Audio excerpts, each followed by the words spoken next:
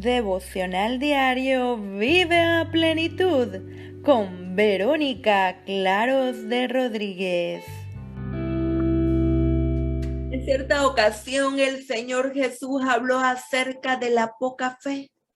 Los discípulos estaban cruzando el mar de Galilea. Era de noche y Jesús no estaba con ellos. De pronto los discípulos vieron a alguien que caminaba sobre el agua.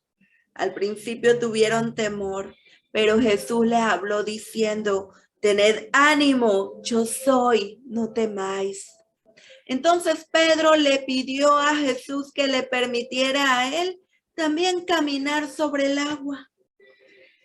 El relato nos dice que Pedro descendió de la barca y andaba sobre el agua, pero al ver el fuerte viento tuvo miedo y comenzó a hundirse y le pidió a Jesús que lo rescatara. Jesús lo socorrió al tiempo que le decía, y está escrito en Mateo capítulo 14, versículo 31, hombre de poca fe, ¿por qué dudaste?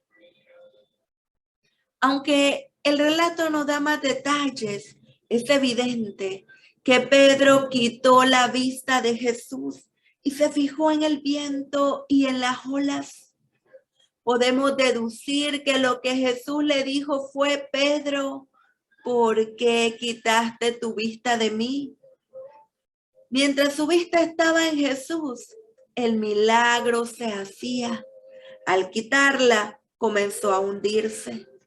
Una lección muy clara para nosotros hoy.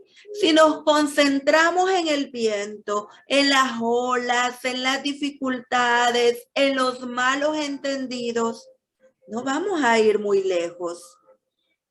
Nos vamos a llenar de pánico, nos vamos a llenar de escepticismo.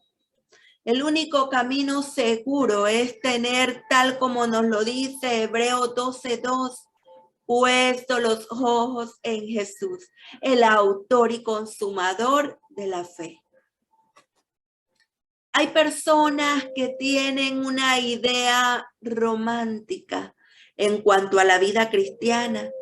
Creen que una vez que han aceptado a Cristo y cambiado la dirección de sus vidas, todo debiera ser color de rosa. Y se encuentran alguna dificultad, o mejor, cuando encuentran alguna dificultad, tienden a dudar de su experiencia con el Señor. No quiere decir que un hijo de Dios va a entender claramente todo lo que está en la Escritura y todo lo que sucede en su vida personal. La verdad es que no es necesario comprenderlo todo. El jueves de noche, pocas horas antes de la cruz, Jesús estaba reunido con sus discípulos, quienes todavía esperaban que Jesús establecería su reino en esta tierra. Podemos imaginar la sorpresa de ellos cuando el Señor comenzó a lavarles los pies. Pedro le dijo que no permitiría que le lavara los pies. Lo que él quería es que Jesús hablara, que explicara lo que estaba sucediendo. Sorprendentemente, en lugar de explicarle, Jesús le dijo: lo que yo hago, tú no lo entiendes ahora, mas lo entenderás después. En otras palabras, confía lo suficiente en mí para saber que yo sé lo que estoy haciendo. No se trata de entender todo, sino de confiar siempre. Con frecuencia, la vida cristiana debe de ser una vida de seguridad en el Señor, aunque nos cuesta entenderlo. Podemos ir cantando al marchar la vida, las palabras del corito que dice: nada sé sobre el futuro, desconozco lo que habrá, pero un dulce amigo tengo que mi mano sostendrá. No quiere decir que todo va a salir bien, o por lo menos de la manera en que nosotros lo hubiésemos querido. El apóstol Pablo nos dice que le rogó 3 veces al Señor que le quitara un aguijón de su carne. Evidentemente, algo que lo estorbaba en su ministerio. El Señor no le respondió de acuerdo a lo que él hubiera esperado, pero igualmente siguió sirviendo y confiando. El Señor Jesús le rogó 3 veces al Padre que no le hiciera beber ese trago amargo. Pero el Señor no se lo concedió porque estaba trabajando en un plan a largo plazo. Y por ello, nosotros nos gozamos en el Evangelio hoy. No todo lo que le sucede a un hijo de Dios es la voluntad de Dios. Hay cosas que no tienen explicación humana. Inclusive alguien escribió un libro sobre este particular titulado ¿Por qué pasan cosas malas a la gente buena? Nosotros diríamos, ¿por qué le pasan cosas malas a los hijos de Dios? Pero la respuesta es la que dio Jesús cuando los discípulos en cierta ocasión le dijeron que había aparecido cizaña en un campo donde se había sembrado buena semilla, y su respuesta fue: un enemigo ha hecho esto.